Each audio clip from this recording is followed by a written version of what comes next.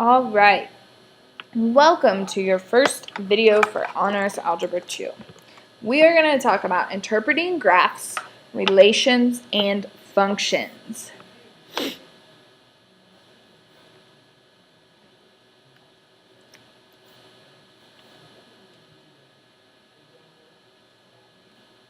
All right, a relation and function. What you need to know.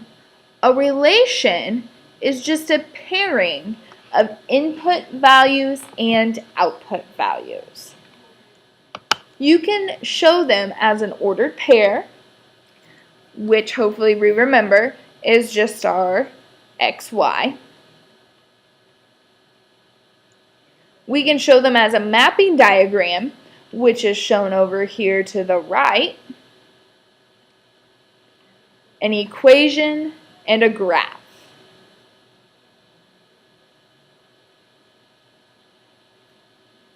Remember that any time during this video you can pause it if you need more time to write. Domain and range. This is going to be a very important topic that we talk about this whole unit. The domain is the set of input values. It's considered your independent variable. We will also look at our x values.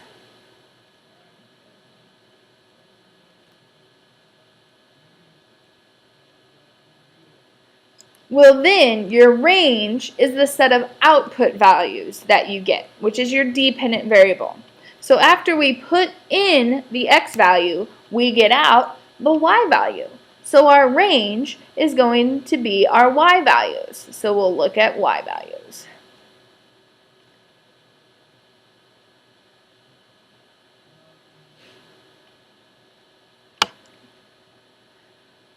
An easy way to kind of remember this is that D comes before R, just like X comes before Y. So domain goes with your X and range goes with your Y. Okay, so let's take a look at an example. We want to give the domain and range for each relation. So we're going to start with our domain. So we know that our domain will be equal to the set of values. Now, the brackets mean a set. It's going to take you a while to get used to writing them. That's okay, but we got to be proper with math, so make sure you use your brackets. So what do you think our domain would be in this example? If you said years, then you would be right. So we are going to write out 1990. Oops, not 1990, 1900. 1920, 1940, 1960, 1980, and 2000. All right, so our range by process of elimination would have to be the rate. Now, because we have these two values, we only need to write it one time. So our range will be 2, 3, 4, 15, and 33.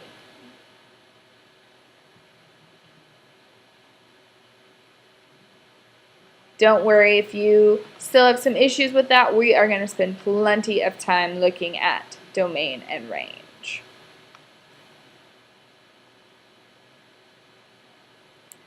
Okay, functions. This is going to be the big part of this unit.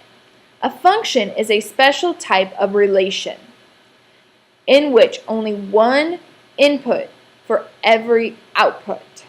Okay, this is so important. We need to make sure that we know there is only one input for every output.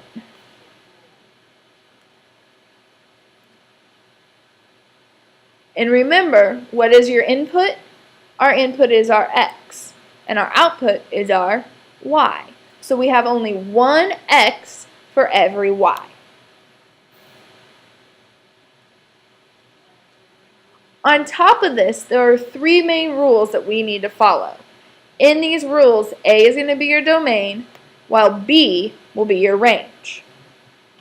So the first one is each element in A must be matched to an element in B.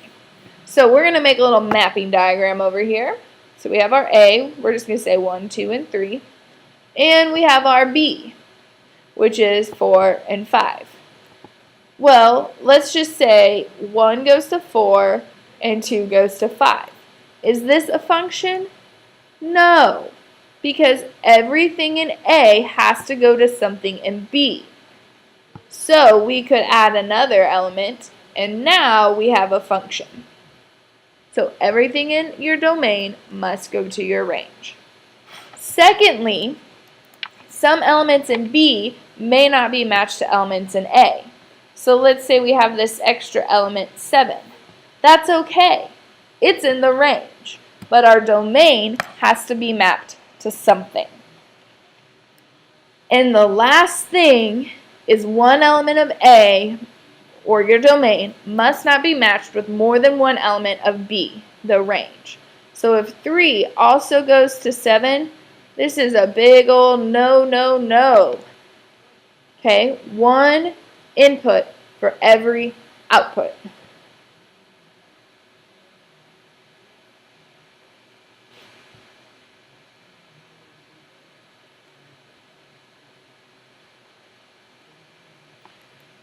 There are other ways to tell if we have a function as well.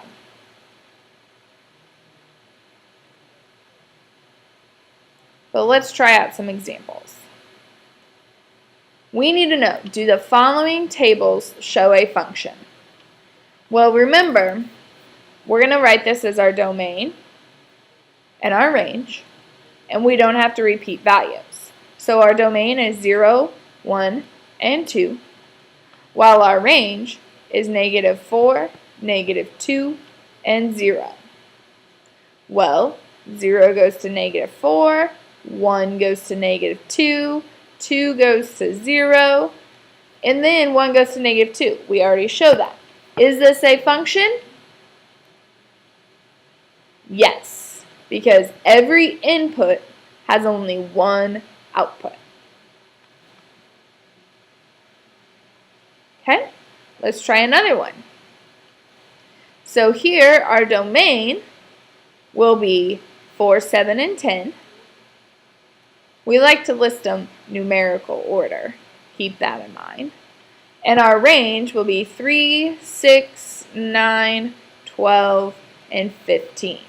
Well, maybe you've noticed something. Let's see. 4 goes to 9. 7 goes to 6, and 10 goes to 3. So far we have a function. But then 7 goes to 12, and 10 goes to 15. So is this a function? No, because we have 2 outputs for 1 input. So not a function.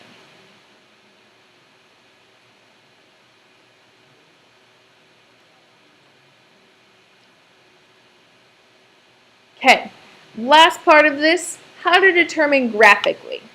Well, we're going to do what's called the vertical line test.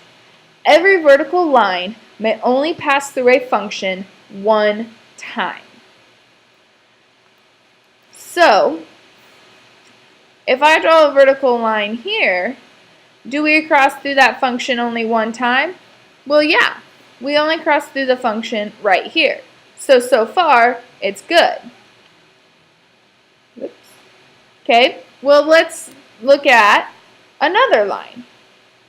Okay, what if we go here? Well, we still only cross through it one time. So it's still a function. Okay, again, we still only cross through it one time. So overall, is this a function? Yes. Okay, look at your second one. One time, one time, one time. So, is this a function? Yes, it is. And our last one, well, if I draw a line here, whoops, missed my graph. Let's draw a line here and say, oh, it only crosses one time. Pretend that's at the vertex, so it's a graph. But if I draw a line over here, is this a function? Well, we cross it here and down here on the same vertical line. So this is not a function. Okay, we can only cross it one time. So, in summary, a graph is a function only if a vertical line crosses the graph at one point. And we can say a relation is a function if and only if each domain value goes to one range value. This is the end of your first video.